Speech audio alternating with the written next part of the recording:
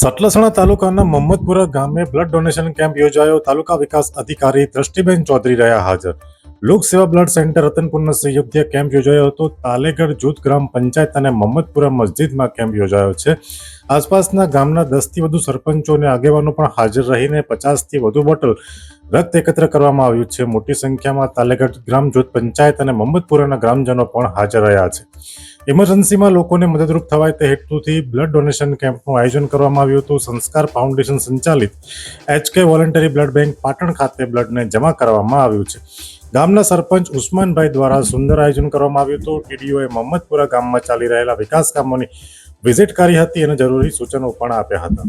અહેવાલ કશ્યપ રાવલ, સતલાસણા. અમે તમને આપીશું પળેપળના સમાચાર. જો તમે અમારા નિર્ભય માર્ગ ન્યૂઝ ચેનલને સબસ્ક્રાઇબ કર્યું નથી તો અત્યારે જ નીચે આપેલા આઇકોન બટન પર ક્લિક કરીને સબસ્ક્રાઇબ કરો અને શેર કરવાનું ભૂલશો નહીં.